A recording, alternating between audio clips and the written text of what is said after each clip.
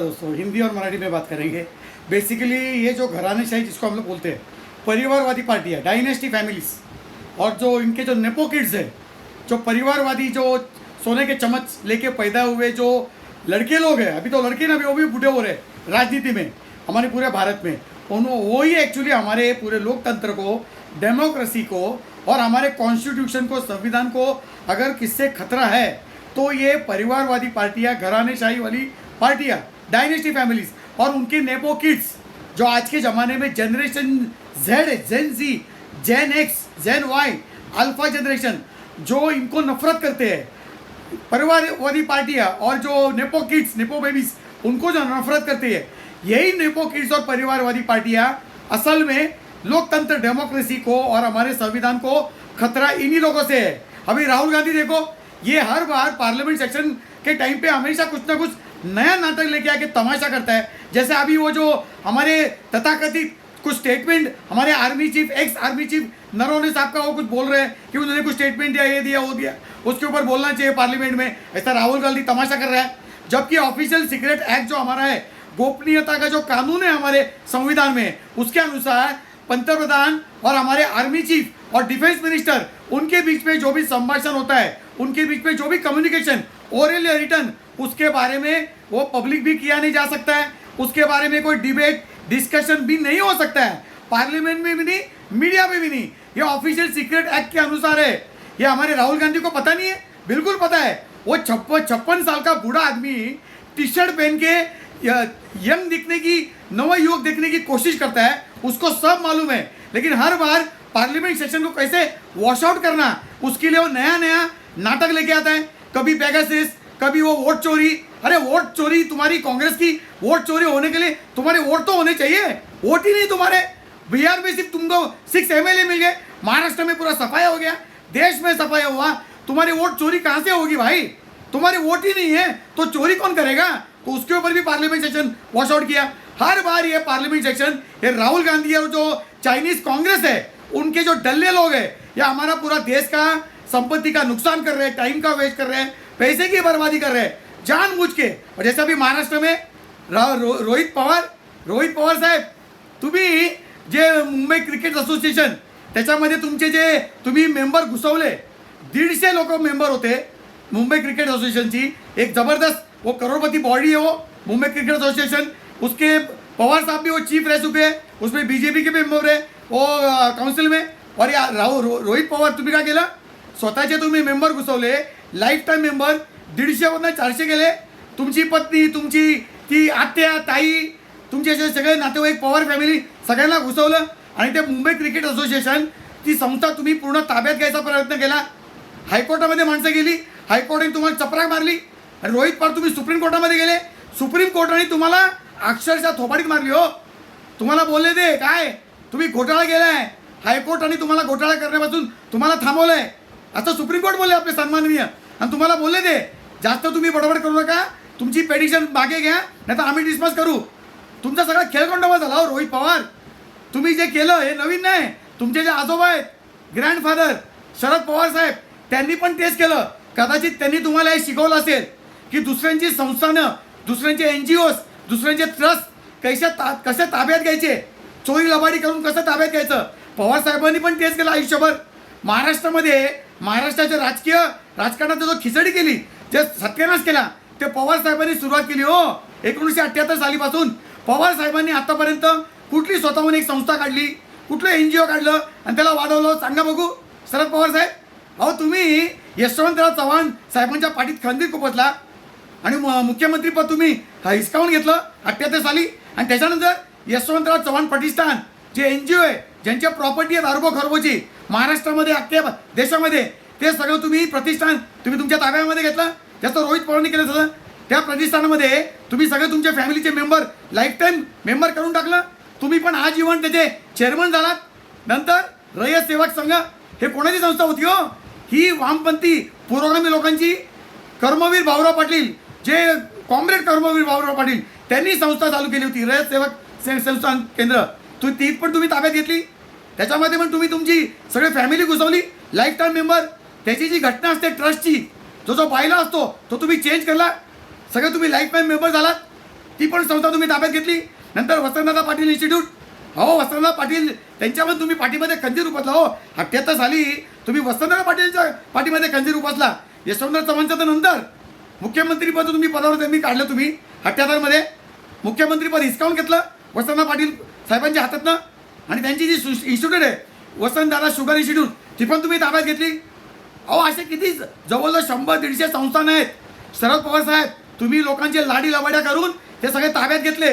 जसं रोहित पवारांनी केलं, तुमचे परिवारवाले सगळे लाईक मेंबर तुम्ही बनवून टाकलं आणि मग ते सगळे संस्थाने ताब्यात घेतली. तुम्ही पुरोगामी. अहो आता अजितदादा स्वर्गीय झाले, दुर्दैवी त्यांची दुर्घटना झाली, तुम्ही त्यांचा केवढा अपमान करताय. 2024च्या लोकसभा निवडणुकीमध्ये तुम्ही त्यांच्या विरोधात काय काय बोलले. हो आठवा तुम्ही. दादा तुम्हाला बोलले अहो पवार साहेब आता बास झालं, 80 वर्ष झालं त्यावेळी तुमचं वय होतं 82-83. आज तुम्ही 85 वर्षाचे सन्मानित सिनियर सिटीजन साहेब. भाकरी फिरवली आपले बेशरम पत्रकार आणि माध्यमे जे मराठी आहेत, TV9, Lokmat, IBN, Lokmat, ABP माझा, तो राजीव कांडेकर, तो गिरीश कुमार महाराष्ट्र टाइमवाला, तो निखिल वागळे, कुमार केतकर, हे सगळे पाळलेले कुत्रे पुरोगामी. हे तुमचं पुरोगामी पण. अहो अजितदादा तुम्हाला बोलले होते साहेब आता बस झालं, आता तुम्ही बाजूला व्हा. 85 वर्ष वय झालं तुमचं साहेब. तुम्ही काय भाकरी फिरवणार. तुमचं ते वय भाकरी फिरवण्याचं. अहो भाकरी करपली, तुमची चूल पण गेली, आता संपली. हरिनाम घ्यायची तुमची वेळ आली आहे. पण तुम्ही हरिनाम घेणार नाही कारण का तुम्ही स्वतःहून बोलतात की तुम्ही नास्तिक आहात, तुम्ही एथिस्ट आहात. तुमची सुकन्या सुप्रियाताई सुळे त्यांनी लोकसभेमध्ये स्टेटमेंट दिले हो ऑन रेकॉर्ड की माझे वडील हे नास्तिक आहेत, एथिस्ट आहेत, कुठल्या धर्माला मानत नाही. मग आता अजितदादांचा मृत्यू झाला, मग आता हे नवीन काय नाटक केलं तुम्ही पुरोगाम्यांनी. अहो अजून 13 दिवस झाले नाही, 3च दिवस झालं, असं झालं तसं झालं. सुनेत्राताईंनी कसं काय शपथ उपमुख्यमंत्रीपद कसं काय घेतलं. आता तुम्हाला सगळ्या ते आस्था आणि प्रथा आठवल्या. तुम्ही पुरोगामी लोक ना, उदारमतीवाली, कुठं धर्म न मानणारे, कुठले प्रथा संस्कार न मानणारे. मग आता कुठलं तुमचं ढोंगीपणा हो साहेब. अहो 2024च्या विधानसभा निवडणुकीमध्ये लोकांनी तुम्हाला हरवलं. फक्त 10 आमदार दिले पवार साहेब, तरी पण तुमचं जे सत्याचा जो हव्यास आहे, भूक आहे, तुमच्या अजून मिटत नाही. अहो काहीतरी लास्ट सर बाळगा हो साहेब. 85 वय झालं साहेब. तुम्ही आता खापर पंजोबा वयला आता होताय तुम्ही, आणि अजूनही तुमची खुर्ची सुटत आहे. तुम्ही सुनीताताईला काय बोलला होतात लोकसभेच्या प्रचारामध्ये की सुनीताताई बाहेरून आलेले पवार आहेत, ते ओरिजिनल पवार नाहीत. हे तुमचं पुरोगामी पण, हे तुमचं मोठे पण. मग सुप्रियाताई कोण आहेत हो. सुप्रियाताईच्या त्यांचं लग्न झालं, सुळे झाल्यात. सुळेंच्या घराण्यामध्ये गेलेत. ते ठाकरेंनी तुम्ही व्याही आहात. हे फार कमी लोकांना माहिती आहे की ठाकरे साहेब, ठाकरे परिवार आणि पवार परिवार हे सोयरे आहेत. सुप्रियाताई सुळेंचे सासू हे बाळासाहेब ठाकरेंचे नात्यामधले आहेत. राज ठाकरे, उद्धव ठाकरे, सुप्रियाताई हे नात्यामध्ये आहेत.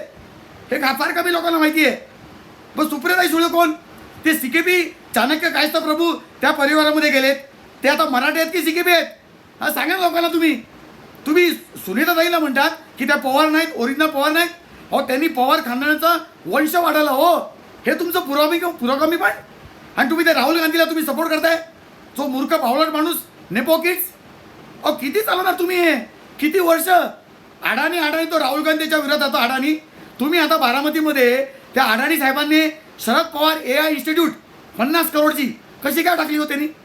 तुम्ही पवार साहेब, शरद पवार साहेब, तुम्ही कुठल्याही पदावरती नाही आहात. तुम्ही विरोधी पक्षामध्ये पण नाहीत हो. जनतेने तुमची अशी तुमच्या पक्षाची हालत करून टाकली. फक्त 10 आमदार दिले, विरोधी पक्षपद पण नाही दिलं. मग त्या अडाणींनी 50 कोटी ते CSR, प्रत्येक कंपनीला CSR असतो, कॉर्पोरेट सोशल रिस्पॉन्सिबिलिटी, एक प्रॉफिटचा सर्टन पर्सेंटेज लोकांच्या समाज करण्यासाठी तो फायदा वापरायचा असतो, नफा. तर तुम्हाला 50 कोटीचा तो शरद पवार इन्स्टिट्यूट हे कसं काय त्यांनी दिले तिकडे बारामतीमध्ये. कसं काय. हे CSR फार मोठा फ्रॉड आहे. तर पवार साहेब सन्मानाने तुम्ही आता बाजूला व्हा, रिटायर व्हा साहेब. कधी रिटायर व्हाल. अजून तुमचा हव्यास जात नाही आहे. आता एप्रिल 2026मध्ये तुमचं राज्यसभा पद तुमचं संपतंय. सोडावं साहेब, सोडून द्या. किती तुमचा हावरेटपणा. लोकांची संस्था तुम्ही लोबाडलीत. 2024मध्ये सुद्धा 19मध्ये जनतेने तुमच्या विरोधात निकाल दिला होता विधानसभेचा. तुम्ही स्वतः बोललेत की जनतेने आम्हाला विरोधी पक्षामध्ये बसायला सांगितलं, आणि तुम्ही पडद्यामागे उद्धव ठाकरेंना पुढे गेलं. तुम्ही महायुतीचं युती तोडली. जनतेचा तुम्ही अपमान केला. जनतेचा जनादेश तुम्ही चोरला. आणि एका ठिकाणी उद्धव साहेबांवर तुम्ही वाटाघाटी करत होतात, दुसऱ्या बाजूला मोदी साहेबांवर तुम्ही वाटावाटी करतात. अजितदादांनी सांगितलं किती वेळा की पवार साहेब तुम्ही 3-4 वेळा भाजपबरोबर युती करा म्हणून त्यांना तुम्ही पुढे करायचे आणि ऐन वेळेला तुम्ही धोका द्यायचे. तुम्ही डबल ढोलकी नाही, तुम्ही चौबल ढोलकी आहात. महाराष्ट्रातल्या राजकारणाची जी घाण त्याची सुरुवात तुम्हीच केली आणि तुम्हीच घाण केली. महाराष्ट्रामध्ये जातीय राजकारण तुम्हीच पसरवलं साहेब. जाती जातीमध्ये वैमनस्य, जाती जातीमध्ये नफरत फैलवणं, जाती जातीनं तुम्ही घृणा पसरवणं, हे काम तुम्ही केलं. हे तुमचे पुरावे पण. आणि रोहित पवार पण तेच करतोय. अहो मुंबई क्रिकेट असोसिएशन ज्याच्यामध्ये तुमचे परिवार तुम्ही घुसत होतात, सुप्रीम कोर्टाने तुम्हाला थोबाडीत मारलं. रोहित पवार तुमचा तो नातू आहे, हे तुम्ही त्यांना शिकवलं. तुम्ही सगळे पक्ष संपवले हो. 78 मध्ये तुम्ही त्या जनता पार्टीबरोबर गेलात. ते काय म्हणतात वामपंथी लोक, ते कुठला पक्ष राहिला आता? शेतकरी कामगार पक्ष तुम्ही संपवला, जनता पार्टी संपवली, उद्धव ठाकरेंचा पक्ष तुम्ही संपवला. और ज्याच्यावर तुम्ही जाता सगळं संपवून टाकतात. म्हणून इसीलिए ये जो नेपो किड्स है, ये जो डायनेस्टी फैमिली है, घरानेशाही परिवारवादी पार्टियाँ, ये असल में हमारे संविधान को खतरा इन लोगों से है और इनकी भ्रष्ट परिवारवादी नीतियों से और हमारे लोकतंत्र को डेमोक्रेसी से इनसे हमको खतरा है. पवार साहेब तुमचा सन्मान आहे. फार तुम्ही वयोवृद्ध आहात. आजोबा पंजोबाचे तुम्ही वयाचे आहात. सोडावं साहेब. आता भाकरी पलटवा आहे, सोडून द्या. आणि आपले बेशरम टी व्ही माध्यम चॅनल, ही भाकरी पलटवली, पवारांनी टोळा मारला, ही खेळी केली, असे केलं, अमुक केलं, तमुक केलं. जाणता राजा चाणक्य बकवास. तुम्ही गेले तर चाणक्यगिरी, दुसऱ्यांनी गेले तर विचार करा पवार साहेब. और रोहित पवार साहेब केस पांढरे करून तुम्ही प्रौढ होऊ शकत नाही. तुम्ही जे प्रभागाला दाखवताय की मी माझे केस पांढरे झाले, मी म्हातारा झालो, माझ्यामध्ये खूप बुद्धी आहे. केस पांढरे केल्याने बुद्धी येत नाही हो. आणि त्या सुप्रियाताई पण तसंच. अजितदादांच्या अंतविधीच्या वेळी एखाद्या कलवरीसारखं ते नाचत होत्या, डायरेक्शन देत होत्या. तुम्हाला दुःख होतं का हो? तुम्ही लोकांना आदेश देत होतात, हसत होतात. सगळं टी व्ही बघितलं लोकांनी. तुमचा हा जो मानवभावीपणा जो आहे सुप्रियाताई, हे फार वाईट आहे. अहो किती तुम्ही हुशार आहे मानणार हो वडिलांच्या नावावर. 10 एकरमध्ये वांगी 110 कोटीचं वांगीचं उत्पन्न तुम्ही दाखवलं इन्कम टॅक्स रिटर्नमध्ये. तुम्ही त्या शेतकऱ्यांना सांगा ना महाराष्ट्राच्या, तुमचे जे गुपित आहे की 10 एकर जमिनीमध्ये 110 कोटीचं वांग्याचं उत्पन्न कसं काढायचं, हे महाराष्ट्रातल्या गरीब शेतकऱ्यांना सांगा तुमचं गुपित. काय पोळखेळ लावलाय. बस झालं तुमचा मानवभावीपणा, बस झाला. लाज वाटते हो महाराष्ट्राला. पवार साहेब आता बस झालं. धन्यवाद.